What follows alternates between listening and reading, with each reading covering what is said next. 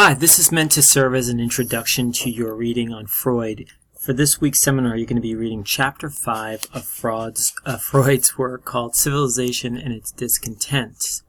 The book was published in the United States in 1930. I believe he wrote it in 29.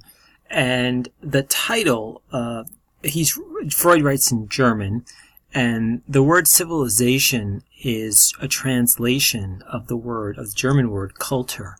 And that term is more expansive than just civilization. It includes, think Axemaker's gifts. It includes the aspects of civilization in terms of that are connected to advancement and achievement, like science and the arts and so forth, and the advent of society itself. So in the background, you can be thinking about some of the thinkers like Hobbes and Rousseau. And the reason why this week we're going to be reading Freud and readings in Confucianism is the idea that human nature plays a decisive role, a foundational role in political philosophy. And I'm not trying to make the claim that Freud is a political philosopher, but in this book, he is actually going to be making a very, very interesting claim that is going to be connected to some of our political readings. And he's going to be basically making a claim that human beings are in a place of discomfort or malaise in their relationship to civilization, which is often thought of as a good thing, as a positive thing. Freud thinks the human person, the individual, is ill at ease in civilization despite all of the benefits of civilization. So in some ways, this book is seen as a critique of modernity. So Freud is going to join the voices of a Marx, a Nietzsche, and even a Rousseau in being some of the intellectuals who are going to actually take a negative view of some aspects of modernity and not just see it as a positive thing. And remember, modernity were all of the social and political changes that were brought about through industrialization and the rise in rationality. Okay. So Freud goes a little bit further than just saying discomfort at times in this book. And here's an important question that I want us to explore as you're reading Freud. Freud is not going to just claim that civilization causes us discomfort. He's going to actually make the claim that the cost of civilization is anxiety. And our quest is to figure out why would he make such a claim. So in order to answer this, we're going to briefly review, or at least introduce you to Freud's a basis of his psychology of the human person. Okay, and so before we get there, though, we'll go over a few other points in some detail. I'm going to start on this side over here. Okay, so Freud's earliest work focuses on the individual, right? So his earliest work is on the individual. And he comes up with a really profoundly interesting take on the human condition. So he's not going to stress wholeness or this unification. He's going to stress that the individual is actually fragmented and is comprised of multiple entities. So we're not this unified being. We're made up of multiple entities, and those entities are actually in conflict with each other. So this is going to be at the heart of Freud's thought, is that the individual is in conflict. We have desires, we have morality. Those two things put us in conflict. We have instincts that are difficult to control because they come from the body, and we have to suppress them, according to Freud. So this word conflict is going to be very, very important. Now, he's going to take this idea of conflict that he usually used to focus on the individual condition, and he's going to turn it on civilization and society. So then we go here. Okay, and again, sorry, I didn't say this earlier. You can pause me at any time and write stuff down as I'm talking. So feel free to put me on pause and then press play again. So Freud, in Civilization and Its Discontents, he's going to basically transition from simply focusing on the individual to focusing on society as a space of conflict. So this leads us to this question. Why would society and civilization be a source of conflict for the individual? All right. So I want you to think about this question next. And I want you to think of people like Hobbes and Locke and Rousseau. All of those thinkers thought that for society to function and civilization to start, remember, for us to leave this state of nature, usually we had to curtail our personal freedom, right? There was some compromise that was involved. Freud's going to share some of that perspective, but he's going to focus on psychology, a psychological explanation for what occurs to the human being when she is in society. Okay, so that's going to be slightly different. He's going to not just talk about freedom and autonomy. He's going to go a little bit beyond that.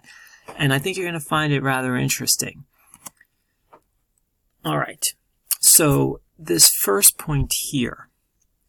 So Freud's not going to be too far off from, some of the political philosophers we've read so far. It's like, okay, when people join a community, they have to put limits on themselves. But instead of just talking about freedom, Freud's going to bring up instinctual drives. He's going to say we have to limit some of our natural drives. Now, Hobbes is going to say something very, very similar, to be honest. He's just not going to use that term, instinctual drives. Freud also uses the word instinctual drives, not in the same exact way modern biologists use it. There will be some overlap, but it's not 100%. So basically, we have to put limits on our drives, or our desires, in order to build community and stay in community with each other.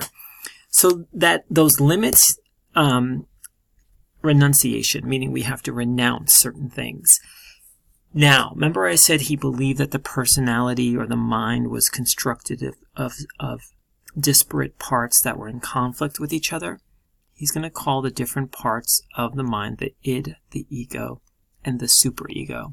Sometimes it's said parts of the mind, some people part the personality. Don't get too hung up on the details, but basically this is what comprises the human being. In addition to our body, of course, this is the mental aspect of the human being. So basically, the more structured society becomes, the more the deeper the conflict, and the more we have to renounce or control or limit our natural instincts, right? Which our natural instincts are often at odds with what it takes to build and maintain a society. Now, the other thing is, Freud was looking at the modern condition, and he thought that we had reached a limit on how much we could control these instincts, that we had reached a breaking point, so to speak. There was no more control that could be had without causing even more conflict. So let's take a look at Freud's view of the personality or the mind. There's going to be three parts: the id, the ego, and the superego. He's also going to be really, really interested in the idea that our mind is also divided between the conscious, those are the things you are currently aware of, right? Thoughts, feelings, and the unconscious.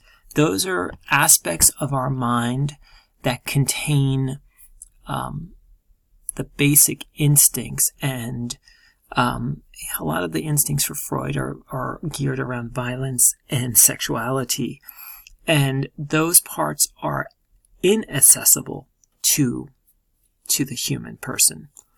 So the id, which composes part of our personality and our mind, resides within the unconscious, and it primarily is motivated by pleasure. The superego, okay, also resides in parts of our unconscious. And think of it as our conscience. It's our internalized morality from our parents and from our society. Then the part that is you, the part that you're aware of, the part we would call the self, is the ego. You can also think of it as the devil on the shoulder and the angel on the shoulder. So where's the conflict? Well, think about it. This is all unconscious, so we're not even aware of it. There are these urges for sex, violence. They're not all negative and antisocial urges, right? Some of them are for food, so some of them are fine, but they're all based on pleasure, and pleasure that wants to be satisfied in the immediate moment. So the ego is getting pressure from here, but it's also getting pressure from the superego, because the superego is trying to control the desires of the id that are primarily working upon pleasure. The superego works upon the ideal, what should be, according to morality. The ego has to consistently negotiate and navigate between the demands of the id and the superego, because it's trying to deal with reality, right? We can't always get what we want in the moment, and sometimes we can't always follow strict ethical guidelines in every moment. So, hence the conflict. I hope that makes sense. The id and the superego are putting demands on the ego. The ego is trying to negotiate between the demands of the id and the superego, hence the conflict. Okay. Freud is really focusing on sex because he thinks the sex drive is really one of the major factors, motivating factors in human behavior. He calls the energy, he uses this term, not like a physicist necessarily would use it, the energy that drives the sexual instinct. He calls that energy the libido. You may have heard this term, it may even be in your reading, right? And he also thinks that there's aggressive tendencies for violence and for domination. And when we enter into civilization, we have to basically impose upon ourselves, remember, renounce, we have to impose some control on those urges. Now, the thing is that these urges are natural. They start in the body and then go to the mind. Okay? So again, I would just read this really carefully. This last part is really important because what happens as a result of the superego trying to control the id and the ego trying to negotiate, guilt can be the result for the ego. And excessive guilt can turn into what he would call neuroses. So neurotic is not just a derogatory term. Neuroses is anyone who is suffering, for Freud, who's suffering from some type of psychological impairment. Things like we would in modern day call depression, anxiety, obsessive compulsive disorder, bipolar, things of that nature would be neuroses. Okay? And neuroses is kind of an excess of nervous energy that's usually flowing from the id and from the unconscious mind that is causing suffering and damage to the individual. So Freud believes that neurotics are basically exaggerated versions of the malaise that all humans feel as they're trying to control the desires that are coming from the id. So we all have a sense of guilt. People suffering from neurosis just have a heightened level of guilt and anxiety and depression, etc.